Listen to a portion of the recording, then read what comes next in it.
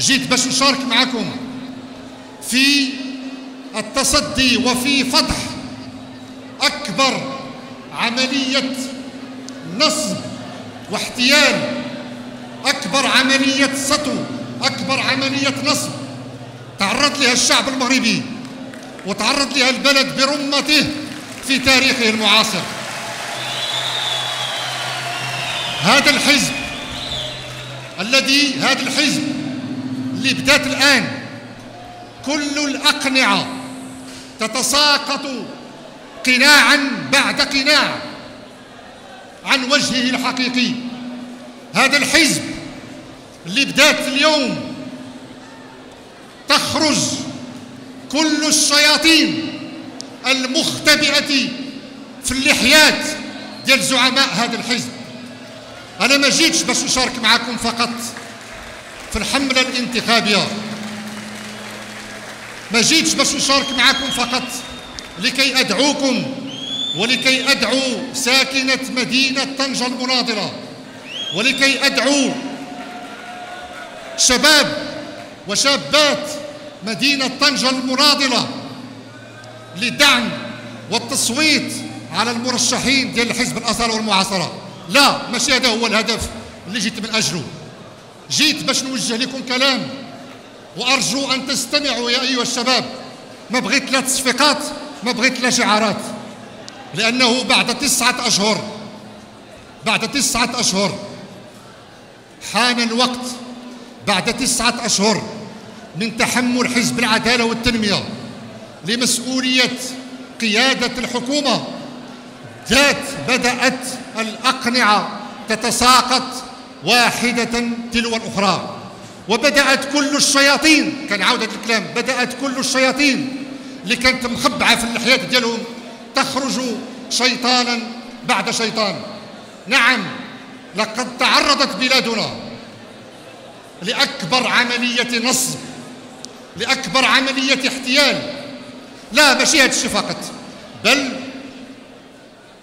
مارس حزب العدالة والتنمية عملية السطو، نعم، عملية السطو على نضالات الشعب المغربي، على نضالات الشباب المغربي الذين خرجوا في إطار حركة 20 فبراير في مختلف المدن وفي مختلف القرى المغربية.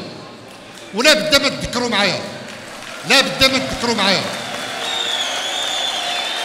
بأن بلادنا دخلات، لا بد ما تذكروا معنا بأن بلادنا منذ مجيء الملك المثابر محمد السادس دخلت في واحد العدد من الأوراش، واحد العدد من الديناميات الإصلاحية في كل المجالات. بلد امتلك جرأة المصالحة مع تاريخه، بلد امتلك جرأة ديال قراءة الصفحات الأليمة من ماضي الانتهاكات الجسيمة لحقوق الإنسان، بلد صنع في محيطه الجهوي والإقليمي واحدة من أروع التجارب في مجال المصالحة، بلد اللي تفتحت فيه عدد من الأوراش ومنها ورش التقدم في المصالحة مع واحدة من مكونات الهوية الوطنية، وهو المكون الأمازيغي اللي كيمثل ثقل خاص في هذه المدينة وفي شمال المغرب، بلد اللي استطاع بفضل ذكائه الجماعي أن يعالج الكثير من الأسئلة الصعبة والشائكة في إطار مدونة الأسرة، بلد اللي تحول إلى ورش مفتوح.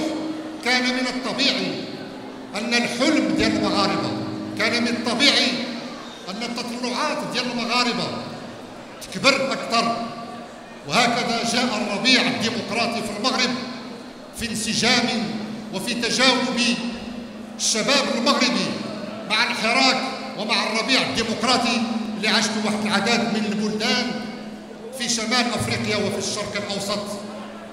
وجاء حزب العدالة والتنمية وتعامل بواحد الأسلوب أقل ما يقال عنه أنه أسلوب منافق أسلوب خسيس في التعامل مع هذه الدينامية ومع هذا الحراك اللي خلقوا الشباب المغربي. وما خافيش عليكم الموقف الملتبس اللي تبناه هذا الحزب في التعامل مع حركة 20 فبراير. ولذلك مارس هذا الحزب أكبر عملية سطو على شعارات وعلى النضالات وعلى الأفق الذي فتحته حركة 20 فبراير في بلادنا. وجاء الاستفتاء على الدستور، وجاءت الانتخابات اللي أعطت لهذا الحزب المرتبة الأولى في البرلمان، وحصل بموجب ذلك على رئاسة الحكومة. فألم يحن الوقت بعد لكي ندرك بأن المغرب في تاريخه المعاصر وقبل حوالي 10 أشهر من الآن تعرض لأكبر عملية نصب والاحتيال على النضالات وعلى التوق. بالكيران يا تمسح سنواصل الكفاح، بالكيران يا تمسح سنواصل الكفاح.